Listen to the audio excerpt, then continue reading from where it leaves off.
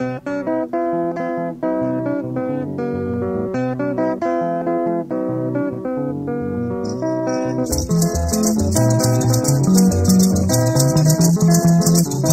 chapelet. Je ne savais pas que le chapelet était une arme de guerre à laquelle on pouvait opposer un Uzi ou un AK-47. Donc vous vous rendez compte que lorsque l'on parle des médiocres, je ne dis pas le mot de l'évêque de l'archevêque de Kinshasa. Vous avez le temps de le rencontrer, de l'inviter pour qu'il vous donne la teneur de son propos. Mais moi je vois en cela une frustration d'un berger qui a vu que ses fidèles avaient été brimés et réprimés de manière sauvage. Pour en revenir, lorsque vous m'invitez sur ce plateau, je suis congolais, je suis pasteur, je m'en revendique, je suis pasteur, mais un pasteur qui a aussi un œil qui regarde la société. C'est pourquoi je suis secrétaire général d'un parti politique. Pourquoi? Parce que je suis politique et je dois aussi parler comme politique. Merci beaucoup. Que vous me disiez, n'oubliez pas que vous êtes évêque, je le suis. Celui qui a parlé est aussi évêque. Merci beaucoup. Alors, Benoît Yolama, vous êtes aussi évêque? Je ne crois pas, hein. Mais comment allez-vous expliquer cette disproportionnalité des forces face aux personnes qui tenaient, qui une Bible en face, on voit des hommes armés jusqu'aux dents? Comment vous allez l'expliquer, M. Benoît Yolama? Moi, je n'entrerai pas dans ces débats qui tendent à faire croire à l'opinion qu'il y a eu des armes qui ont été envoyées pour aller mater une marche. Et je continue à affirmer que la marche n'a pas été autorisée. Oui. Aucune marche n'a eu lieu ici à Kinshasa où vous voyez l'opposition et la marche est finie sans dégâts. Rappelez-vous des deux faits. Je donne seulement des cas. Le 19 septembre, on les a laissés marcher. Vous avez vu que... Et je ne cite pas le siège des partis politiques de la majorité présidentielle qui ont fait objet des attaques. Mais je parle seulement du parquet près la cour d'appel de Kinshasa, Matete. Produire un jugement, il est avocat, n'est pas une mince affaire, puisqu'on recourt à la doctrine, on recourt à la jurisprudence, on recourt à l'équité, tout ce qui a comme documentation juridique et même politique pour arriver à interpréter une disposition. Et je vous en prie, vous aviez parlé, je ne vous ai pas dérangé. Et lorsqu'on arrive à produire un jugement ou un arrêt, c'est le fruit de l'intelligence. Et ces arrêts font objet même des études sur le plan scientifique. Mais on a brûlé la cour d'appel, on a brûlé les archives, et même des projets d'arrêt ont été brûlés. Et c'est cela que mon co-débatteur, pasteur, avocat, évêque général, chercher à appliquer. Non, il n'est pas évêque général. Et donc, moi, je pense que c'est quelque chose que nous ne pouvons pas supporter, étant donné que la logique, la démarche même que les autres voulaient mener, et ça a été plus que clair, qui tenait absolument à voir une transition sans président Kabila après le 31 décembre. Kabunda a dit, a mesuré que le 31 décembre c'est fini pour Kabila et que si Kabila continuait, il va quitter la politique. Nous entendons sa déclaration d'adieu à la politique. Et en plus de ça, vous avez entendu les fouillards, l'éternel fouillard, le plus peureux, le fils à papa, qui a quitté aussi la cathédrale à catastrophe pour partir. C'est ça, c'est un journal qui est proche de son patron en Belgique qui a écrit. Et tous ceux qui disaient, estimaient qu'ils étaient capables de mobiliser et déjà que si on ne marcherait pas sur les cadavres, Kabila n'existerait pas, tous ont fui. Et donc, si M. Mosengo Passi s'est trouvé dans cette situation, c'est puisqu'il joue toujours du mauvais côté. Il n'a jamais été du côté de la population. J'ai donné l'exemple des cas où nous avions choisi à l'époque M. Tshisekedi. C'est lui qui l'avait trahi, c'est lui qui nous avait amené la troisième voie, qui avait choisi M. Kengwa Dondo, qui est certainement son ami connu de tous. Et donc, c'est cela que nous déplorons, qu'on utilise l'Église, on instrumentalise l'Église, qui doit être le code du Christ, c'est-à-dire chacun de nous, pécheurs, meilleurs, saints, nous nous retrouvons pour adorer le Seigneur, mais on en fait maintenant une affaire politique.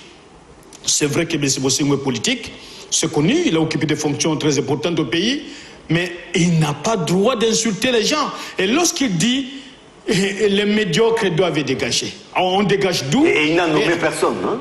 Mais écoutez, oui. Bon, mon co-débatteur estime que cela a été impersonnel. Mais alors, si ils doivent être dégagés, donc c'est de l'Église qui demande aux gens de dégager. Puisque si c'est de la politique, c'est à la majorité qui s'adresse, ne s'adresse pas à quelqu'un d'autre. Et nous estimons qu'il a certainement franchi la ligne rouge, et celui qui se dit serviteur de Dieu, Christ n'a jamais... il a franchi la ligne rouge, donc désormais, un bras de fer entre l'Église catholique nous n'avons plus besoin, et le pouvoir. Écoutez, nous n'avons pas de problème avec l'Église. Je vais vous amener des images où il y a des religieuses qui continuent jusqu'à aujourd'hui à soutenir le président Kabila et à le remercier des actions qu'il a menées à travers le territoire national. Et vous avez entendu François-Xavier Maroy, il a parlé, le président de la conférence épiscopale du Congo a parlé, plusieurs évêques, plus de 48 diocèses à travers le territoire national. Mais il n'y a qu'un diocèse qui a posé problème. Et dans ce diocèse, il n'y a que quelques paroisses. Pas même 10% des paroisses de Kinshasa. C'est-à-dire qu'il a été même saboté par ses propres prêtres. Mais il y a des problèmes plus importants dans l'Église.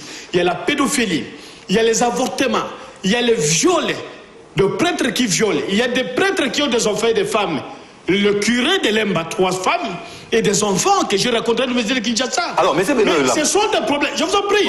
Quels sont d'après vous les dessous des cartes à travers cette prise de position désormais prise par l'Église catholique? Écoutez, chacun est libre, puisqu'il y a des gens qui continuent à consommer la communion. Moi, je n'en fais plus. Je ne fais plus partie de l'Église catholique. J'ai prié hier. Si Jésus-Christ va revenir, il va me trouver là où il va me trouver.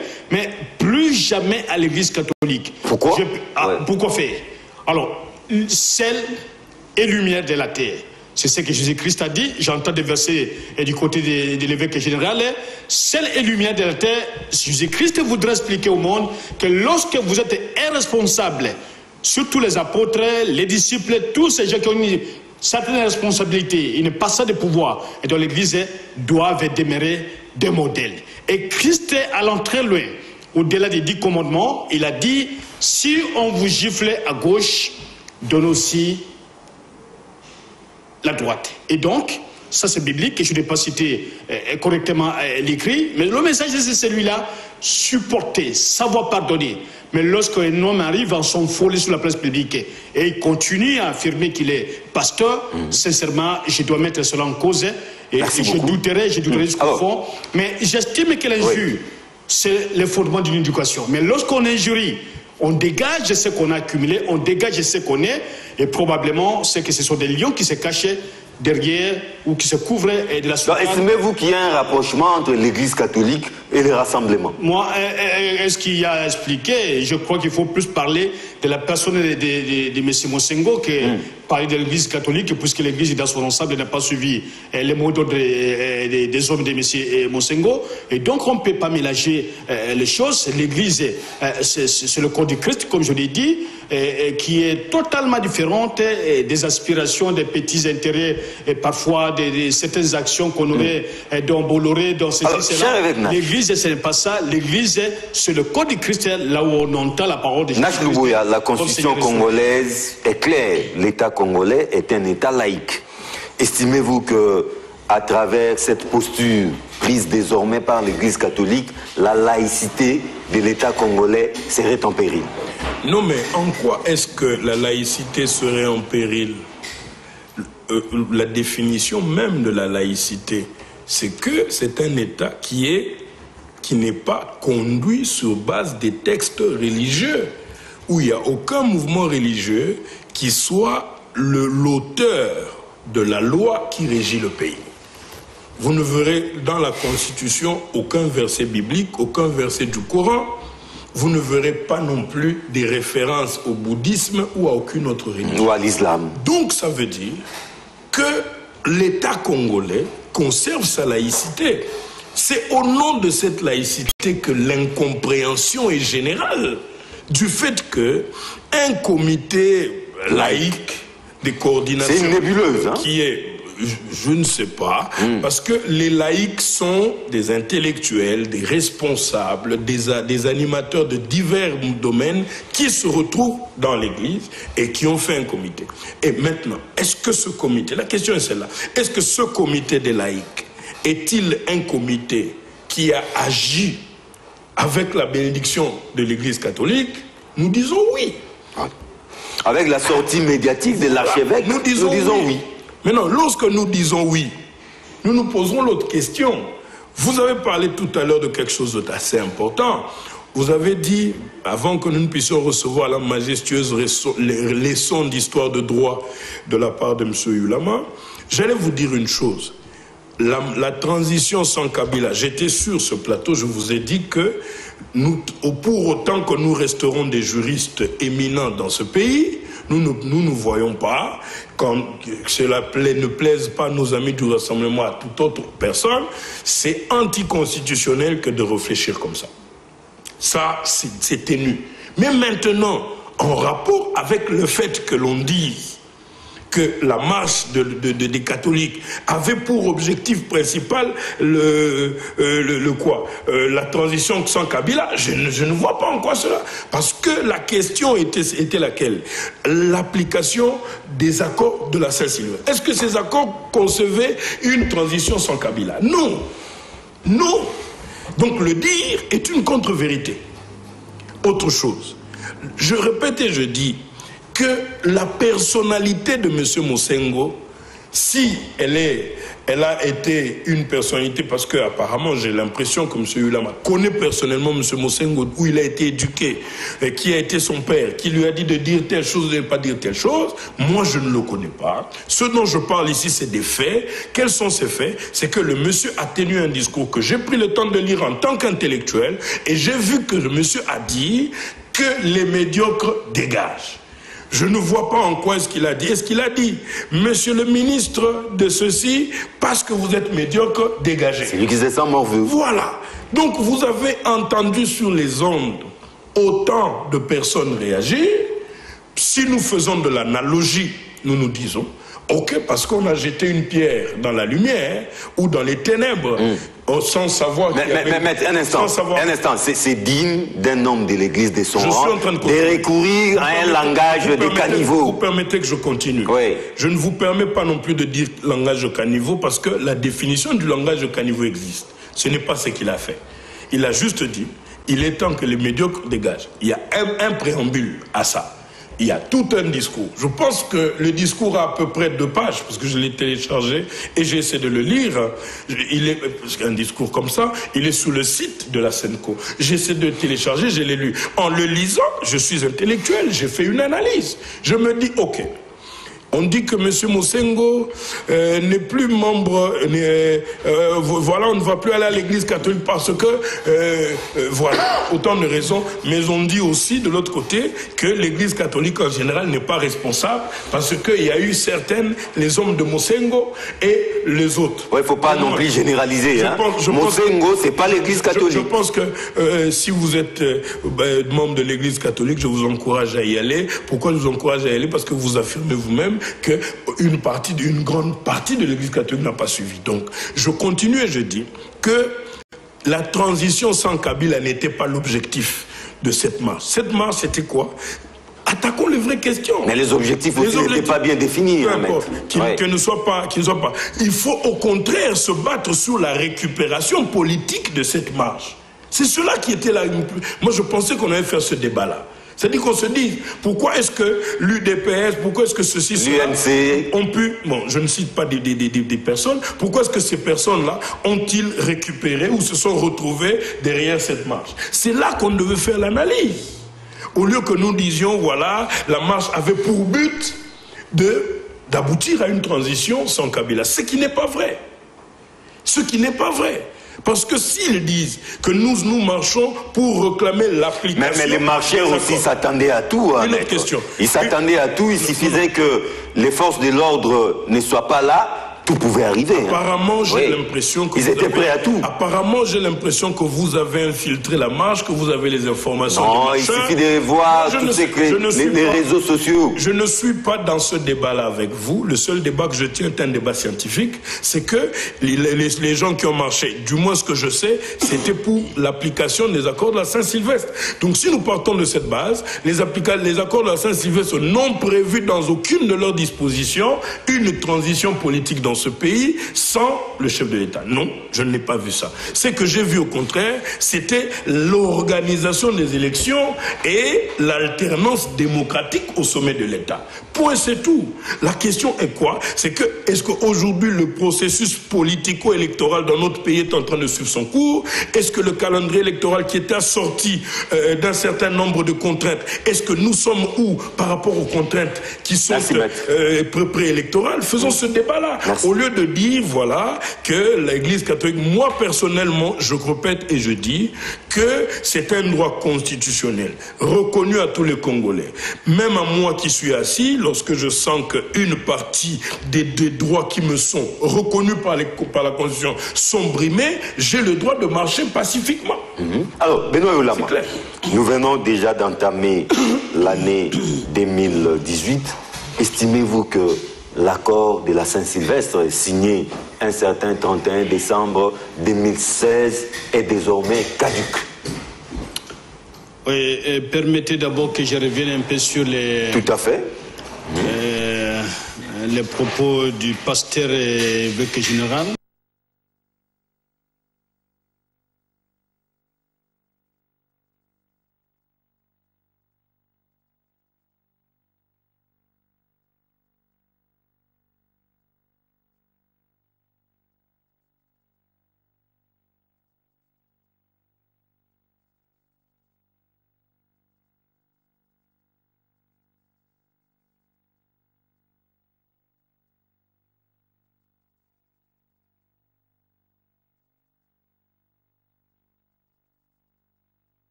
Cité Kaboun, c'est un CG de l'UDPS qui a dit qu'il va prendre le pouvoir. Vous l'avez entendu sur les ondes, probablement parce que vous étiez à Manguingue, vous n'avez pas eu le temps de suivre cela. Et vous avez entendu l'UNC qui a dit qu'on marcherait sur leurs cadavres et qu'il n'y a plus eu d'un pour le président Kabila. Vous avez aussi entendu donc le rassemblement, le président autoproclamé qui a dit fini et qui a même fait une déclaration pour demander à la communauté internationale de ne plus reconnaître le président Kabila. Ça ne vient pas de la majorité présidentielle, ni de mon parti, le PPRD. C'est l'œuvre de ceux-là que vous estimez se trouver dans le bon. Et donc, nous estimons qu'un État responsable, et surtout que l'accord a été appliqué, le Premier ministre n'est pas de ma famille politique. Le Premier ministre n'est pas de ma famille politique. Nombreux ministres qui sont là, j'ai eu à les affronter sur plusieurs plateaux, et le président qui est avec nous ici, M. John, est témoin. Ils sont de l'opposition. Je les reconnais cette qualité, puisqu'ils ont des idées opposées à ma famille politique. Alors, on estime que l'accord n'a pas été appliqué. Donnez-moi l'élément fondamental qui peut motiver une marche. Nous avons perdu plus de 7 millions d'âmes. Ni l'Église catholique, ni l'archevêque qui a vécu la guerre à Kisangani n'a osé faire cette déclaration. Le seul évêque qui a fait une déclaration, c'est le feu Monseigneur Katarico, qui avait été tué par les envahisseurs. Et en dehors de ça, je n'ai jamais entendu. Nous avons perdu 34 personnes hier. Je n'ai pas entendu la déclaration de l'évêque. Mais c'est ça le rôle aussi de l'Église. Non, mais parmi ceux qui sont décédés, n'y a-t-il pas de chrétiens? N'y a-t-il pas de chrétiens? Et donc, on veut aujourd'hui réduire la vie politique comme étant une affaire de l'Église, alors qu'il y a le principe de séparation du pouvoir.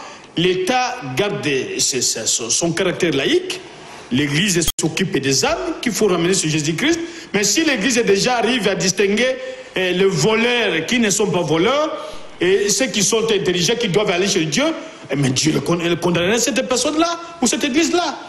Moi, je ne m'y rendrai plus, si vous me conseillez-moi de prier Jésus-Christ comme Seigneur et Sauveur. Je peux me retrouver à des occasions, mais aller me communier à l'Église catholique, je dis fini et jamais pour toute ma vie. Et donc, ce qui a été fait, ça devient un ressentiment personnel. Ce qui a été fait, je le dis en toute responsabilité. Ce qui a été fait, nous connaissons ce qui était préparé. Nous avons des services intelligents. Alors, et si on veut nous réduire à un État, on dit les supposés militaires. Mais quand il était le président du Parlement congolais, il était gardé par qui? C'est par le même militaire qui le gardait avec des chats. S'il était très populaire, un homme qui accepte, qui applique les propositions ou les souhaits de la population, pourquoi était-il entouré des chars, des blindés qui l'accompagnent? Les prétendus vaillants militaires. Et cette image qui présente pour insulter, c'est aussi prétendu. Et ils n'ont pas prétendu, mais ces forces sont très vaillantes. C'est ces forces-là qui ont eu à mettre les militaires formés par l'armée américaine, formés par l'armée britannique en difficulté, avec les firmes Madundala, Baouma et tous les autres qui ont été au front. J'ai du respect envers cette armée et ces militaires-là qui, tous les jours, même sans ressources, arrivent à faire le travail que personne ne peut s'imaginer. Et j'ai été en Centrafrique il n'y a pas longtemps. Je suis arrivé là. Le même militaire qui qualifie qu'il est en train d'insulter ont été appréciés par la population centrafricaine. Et nombreux m'ont dit que notre armée, l'armée congolaise, a été mise sur le terrain. Mais puisqu'il y avait des objectifs politiques que les autres, ceux qui ont fait la guerre, devaient atteindre, c'est comme ça qu'ils ont souhaité que l'armée congolaise se retire. Mais d'une manière tout à fait globale, nous estimons que la démocratie est déjà irréversible. Alors la caducité de l'accord du 31 décembre.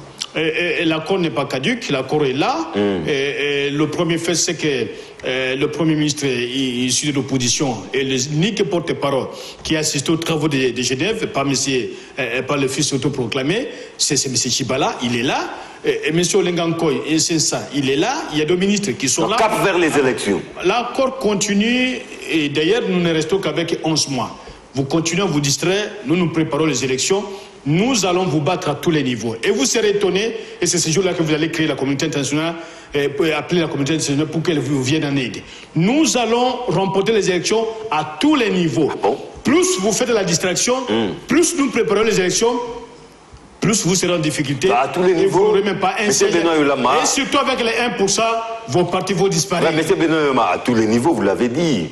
Parce que vous êtes si sûr, quel est votre candidat à la présidentielle? Oui, nous avons un candidat qui est connu. Peut-on connaître son nom? Non, mais pourquoi vous voulez connaître? Parce qu'il n'y a pas encore de candidature. Parce que vous prédisez déjà que vous allez gagner à tous les niveaux. Nous entendons seulement l'appel à la candidature de la CENI. Nous allons déposer notre candidature. Notre candidat est déjà là. Alors, Paul Nash-Louboya, l'accord du 31 décembre est-il devenu caduc? Non, on ne peut pas parler de caducité de l'accord du 31 décembre. Pourquoi? Parce que cette caducité serait consacrée par le fait que les objectifs fixés par cet accord seraient atteints. Entre autres, les fameux calendriers électoraux. Nous insistons. La caducité de cet accord existe. Il entrera en vigueur lorsque nous atteindrons la date butoir proposée par la CENI pour organiser les élections. Mais vous savez, là, cette date, je ne sais pas... Le 23 décembre. Le 23 décembre. Le 23 décembre 2018. C'est la nouvelle date fétiche. Voilà, non, c'est pas ma date fétiche, c'est la date fétiche de la CENI. Et je pense que c'est le terminus des accords du 31 décembre 2016. Parce que c'est à cette date-là que les élections sont censées être organisées. Mais maintenant, je reviens à votre question. Est-ce que les accords du 31 décembre 2016 sont appliqués? Je dis non. Non, pourquoi? Parce que tous les préalables n'ont pas été pris en compte. Je continue à dire du haut de ce plateau que nous avons toute une institution qui fonctionne sans légitimité. Les Sensa? Voilà. Avec M. Olengankoy qui a été désigné, qui n'a jamais été nommé, je ne sais même pas moi, nommé par ordonnance présidentielle. Et tout ce monde qui se promène avec lui sont là pour rien. Ça, c'est des 1. Des 2, vous avez la sempiternelle discussion sur le véritable rassemblement. Kassavoubou, Limité. Voilà un brouhaha. Maintenant, notre question à nous, c'est laquelle? C'est que nous n'avons de bataille que pour le peuple. On se dit, nous en tant que parti du centre, parti observateur, parce que je revendique cela, observateur de la société congolaise, acteur politique actif, je me dis que les accords de la Saint-Sylvestre n'ont pas été appliqués. J'en veux pour preuve que ceux qui ont été appelés pour leurs bons offices, les évêques, vous disent « Nous marchons parce que ces accords ne sont pas appliqués ». Qu'est-ce qu'on leur rétorque? L'Église est devenue politique, la politique est il y a même des hauts cadres du PPRD qui refusent de manger la communion bien qu'ils ont été baptisés pour cela. C'est de leur droit. Hein. Et que... Non, est-ce que moi j'ai un point avec cela? Ouais. Moi, je viens de recevoir sur le plateau une promotion d'évêque simple que j'étais. Je suis évêque général. Voilà les us et coutumes. C'est comme ça aussi que M. Lengankoy, qui n'a aucun texte de droit, qui le met en place, est en train de se pavaner au-delà de la République avec sa superbe coiffure, comme étant chef d'une institution démocratique dont il n'a même pas le mandat. Donc voilà. Nous disons que ces accords ne sont pas appliqués. Quelle est la conséquence? La date butoir n'est pas la nôtre, c'est celle du peuple. Le peuple qui est martyrisé, le peuple qui est aujourd'hui clochardisé, attend. Donc, maître, autrement dit, pas des distractions du genre ville morte, marche. Nous devons tous nous préparer pour les élections. Tel que je suis là, oui. Pourquoi est-ce que j'ai dit que cette marche était bonne? Pourquoi j'ai appuyé? C'est une distraction de plus. Vous permettez. Oui. J'ai appuyé cette marche parce qu'elle venait de qui? Elles viennent de ceux qui étaient là pendant qu'on signait ces accords. Moi, je n'étais pas là. Si elles venaient de l'UDPS ou du Rassemblement, je vous dirais clairement que, écoutez, ne suivez pas. Mais j'ai dit, wow, mais c'est une très bonne marche, parce que ce sont les évêques qui étaient au présidium. En fait, ce sont les laïcs, ce ne sont pas les évêques. Je répète. Les initiateurs de la marche. Je peux répéter encore. Parce que ce sont les évêques. Donc, c'est-à-dire, l'Église catholique... Ah, ok. L'Église catholique a appelé les acteurs politiques pour les mettre ensemble, sortir un accord. Si cette Église, qui était observateur de l'accord, dit aujourd'hui que cet accord n'est pas appliqué, je dis l'accord n'est pas appliqué. Je dis que l'accord n'est pas appliqué. Pourquoi je dis que cet accord n'est pas appliqué? Si je dis que ce n'est pas appliqué, c'est justement parce que les évêques ont dit que ce n'était pas appliqué. Et puis des deux, j'observe. Je vois que M. Lengankoy, jusqu'aujourd'hui, n'existe pas sous le plan de droit en tant que chef d'institution. C'est un touriste sur la place publique qui raconte sa vie à gauche et à droite alors qu'il n'a pas de mandat. Parce que le mandat lui sera donné par, n'est-ce pas, la loi organique qui pouvait organiser son institution et puis après par sa nomination sur ordonnance présidentielle, ce qui est prévu, ce qui n'a pas été fait. Est-ce que M. Tchibala est-il celui qui devait encore... Le simple fait de regarder M. Tchibala, comment il travaille, vous vous rendez compte qu'il n'a aucun cas de la population, ce qui s'en fout. Qu'est-ce qu'il fait pour que les élections se fassent? On peut revenir ici, pédagogiquement, sur les 17 contraintes, lesquelles sont déjà accomplies. Nous sommes déjà... Il est en train de mobiliser les moyens. Nous sommes à l'orée. Oui, il mobilise les moyens sur les 28 mesures concoctées par un autre, dont il n'a fait que la lecture. Nous en sommes là. Nous en sommes là. Alors, M. Benoît Oulama, l'année 2018, comment voyez-vous l'année 2018, les perspectives pour cette année? Pensez-vous réellement que c'est l'année où les élections seront tenues? Il faut demeurer très objectif. Il faut positiver les choses. On ne peut pas croire que tout peut s'arrêter puisque l'élection n'a pas eu lieu. Et la seule chose que je dois continuer à... C'est un énième glissement. Hein. Nous venons là d'assister à un énième glissement. Il faut le dire. Oui, mais je suis de ceux qui soutenaient le glissement. Pendant que les autres hésitaient même de prononcer le mot glissement, nous étions de ceux, vérifiez dans vos nombreuses cassettes, vous allez certainement trouver. Nous l'avions dit en toute responsabilité. Et nous disons aujourd'hui que nous aurons des élections et que ceux qui pensent que les élections n'auront pas lieu n'ont qu'à se préparer maintenant, puisque la préparation d'une élection, ça prend certainement beaucoup de temps.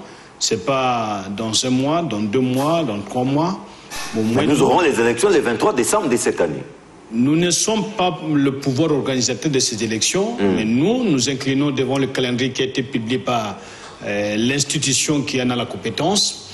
Et nous estimons que d'ici peu, nous aurons en tout cas la compétition et que ceux qui traîneront encore dans les vestiaires, c'est à eux de sortir et surtout se réchauffer à temps pour que la compétition démarre véritablement. Mais en cas d'absence, certainement, c'est l'équipe qui une compétition loyale, bien sûr.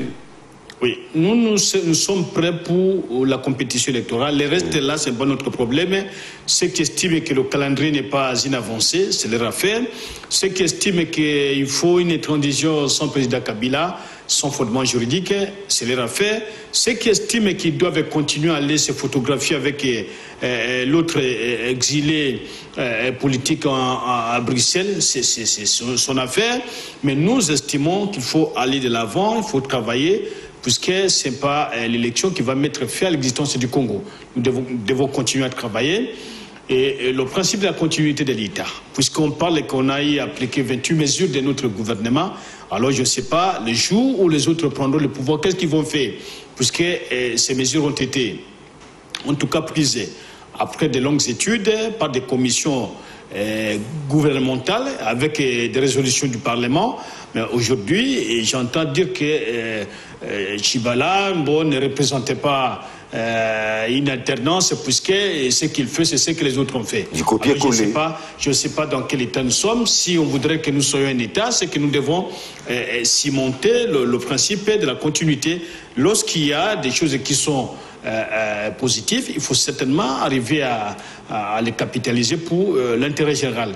Alors, en ce qui concerne l'Église, moi je crois que l'Église n'est pas la personne de M. Mosengo. Il faut faire le distinguo. Et nous estimons que ceux qui ont refusé d'aller marcher, soutenir une marche occulte qui n'a pas de racines sur le plan purement politique et juridique, cela méritait des encouragements, et surtout notre peuple qui a refusé de se mêler de ces affaires qui, en tout cas, en réalité, ne lui apportaient pas du bonheur.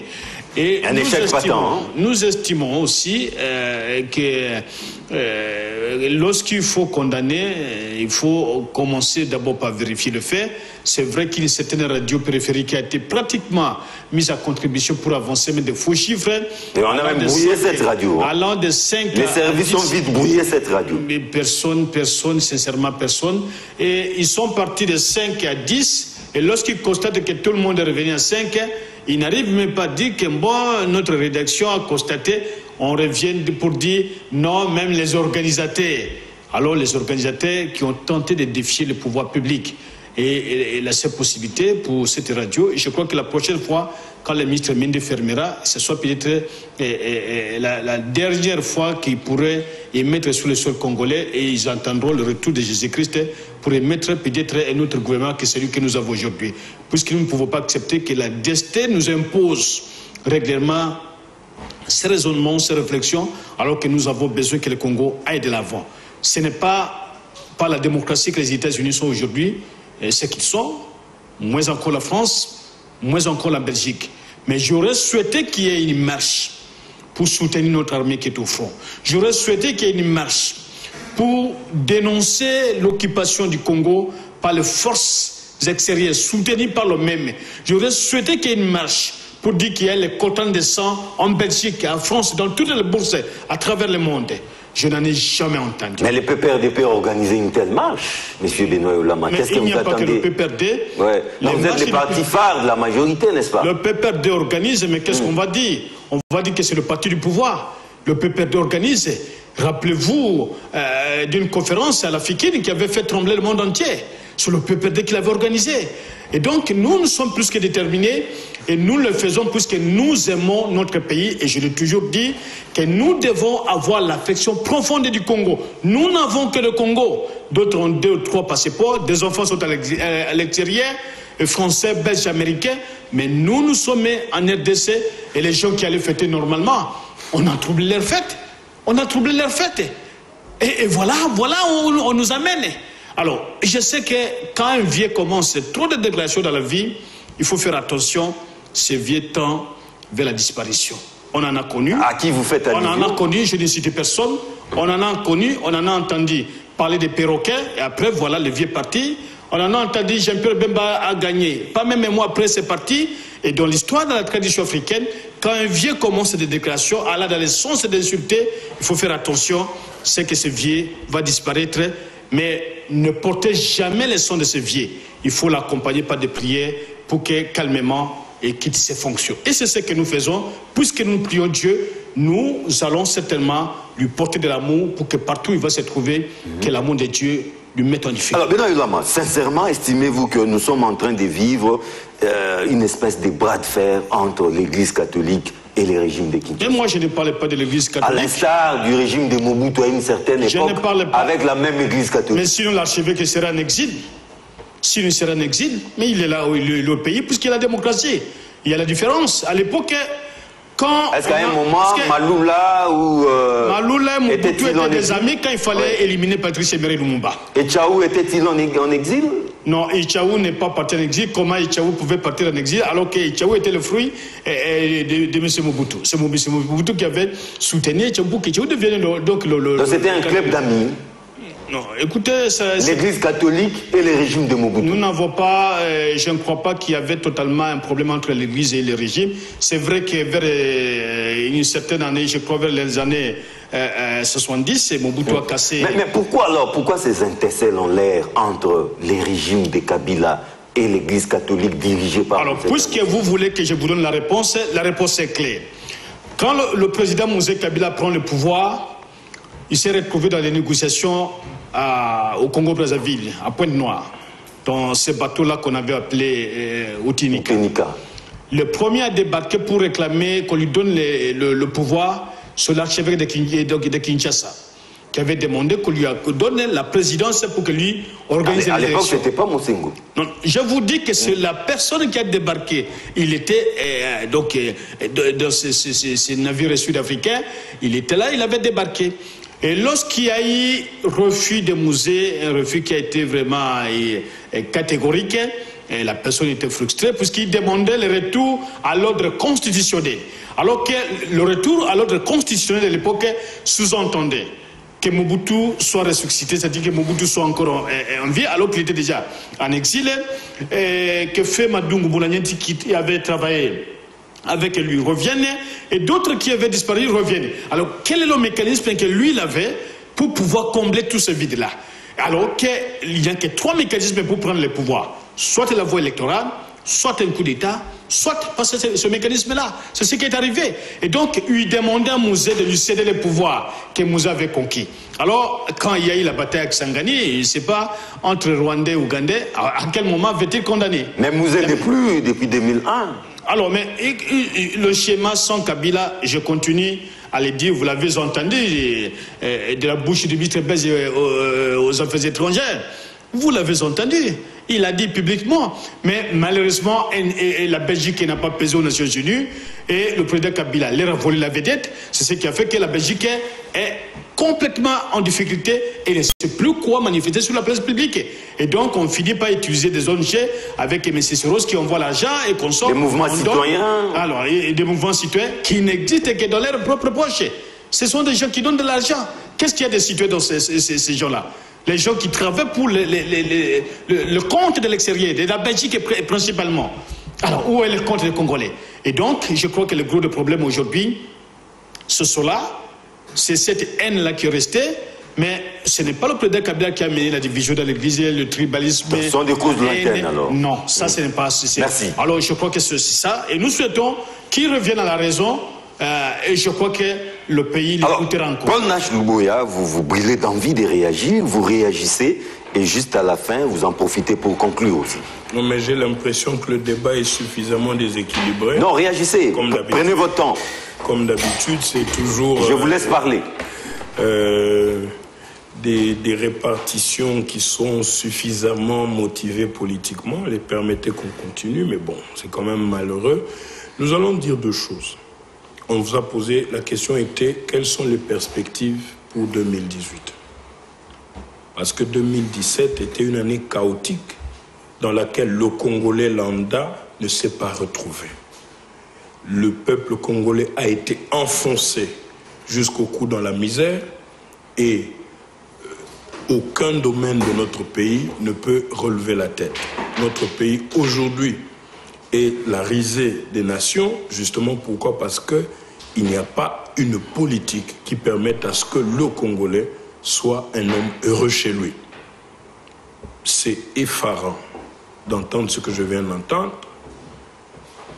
il n'y a pas de problème, mais nous continuons à dire que les accords de la Saint-Sylvestre n'ont pas été appliqués. Les mesures dites de décrispation du climat politique n'ont pas été prises. Les prisonniers politiques n'ont pas été libérés. On en veut pour preuve plusieurs qui sont au centre pénitentiaire et de rééducation de Makala qui ne sont pas libérés.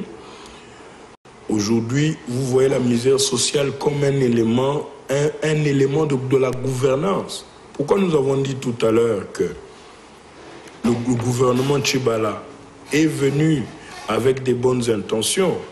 J'aime beaucoup ce qu'a dit M. Yulama tout à l'heure sur le principe de la continuité de l'État. Mais regardez le principe de la continuité de l'État. M. Tchibala est venu avec pour mesure phare, et plutôt M. Badi Banga est venu avec pour mesure phare la gratuité de la maternité. Aucune femme, pendant tout son règne, n'a mis au monde gratuitement, à part celles pour lesquelles il est allé payer la maternité de sa poche. En tout cas, on pense que c'est ça la gratuité. Principe de continuité, Tchibala est venu. Est-ce que Tchibala devait-il mettre des mécanismes pour qu'au moins le peuple congolais voit que c'était une mesure sérieuse, ce n'était pas une mesure pour rire? Il n'en a pas été cas. Lui, au contraire, il a dit « Mon gouvernement est venu pour combattre la misère sociale ». Je suis très content parce que la misère sociale lui a été...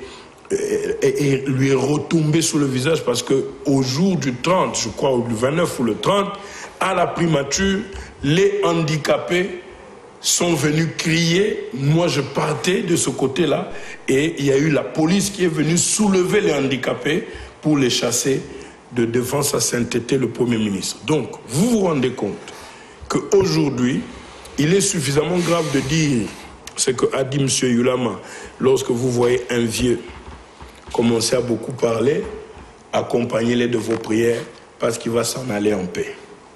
C'est très grave. J'aimerais que l'on retienne cela. Et puis après, quelles sont les perspectives pour 2018? Nous souhaitons que le Congolais vive mieux chez lui, qu'il soit payé en temps, et puis secondement, que tout soit mis en place pour que le Congolais vive mieux chez lui. Deuxièmement, s'il vous plaît, vous qui avez le pouvoir, au 23 décembre 2018, organisez-nous les élections, que la sanction populaire opère démocratiquement l'alternance au sommet de l'État et à tous les postes électifs pour permettre à ce que notre peuple se sente mieux chez lui. Voilà ce que nous pouvons voir. C'était votre conclusion, j'espère. C'est la toute dernière, je ne dirai plus rien. Merci beaucoup, cher évêque. Monsieur Benoît Yolama, votre conclusion. Oui, et la conclusion, c'est de dire à l'opinion publique, principalement notre peuple, que sur les deux thèmes que nous avons abordés, nous avons parlé premièrement de la marche qui était interdite, mais dont certains ont tenté de troubler l'ordre public ici à Kinshasa. Nous ne pouvons pas accepter que nous ayons des morts. Nous ne pouvons pas accepter que certaines zones en soutane sommet de la politique. C'est inacceptable et surtout les injures. Ce n'est pas, en tout cas, une attitude qui reflète une très bonne image des familles. Et je continue à les soutenir. Car en ce qui concerne l'accord qui a été signé, il y a eu beaucoup d'avancées sur tout le plan. Quoique l'on dise qu'il n'y a pas formalisation de la nomination de M. Ngankoy, mais il y a déjà un acte qui précède, qui est l'acte de désignation. Il a été déjà désigné, et donc la nomination ne viendra que confirmer cette volonté de sa famille politique. Et en ce qui concerne d'autres aspects de la vie sociale, c'est vrai, sur le plan social, il y a des problèmes, on ne peut pas s'en cacher. Nous savons que le panier d'aménagés pose des problèmes, et le président a dit qu'il va certainement s'atteler. Mais juger un gouvernement dans 2-3 mois, je crois que c'est pratiquement injuste, puisque le travail d'un gouvernement ne peut pas se faire dans 2-3 mois pour commencer à donner des gros salaires et consommer. Mais la démagogie, il faut l'arrêter. Nous n'avons pas de démagogues du côté de la majorité. Et vous voyez que du côté de l'opposition, on vous dit que quand nous serons là. Mais nous ne vous disons pas ça. Nous avons réalisé beaucoup de choses avec le président Kabila. Et aujourd'hui, s'il y a des routes, des écoles, et des hôpitaux et des bureaux de qualité, c'est certainement les œuvres du président Kabila. Il en a fait et il en fera encore davantage.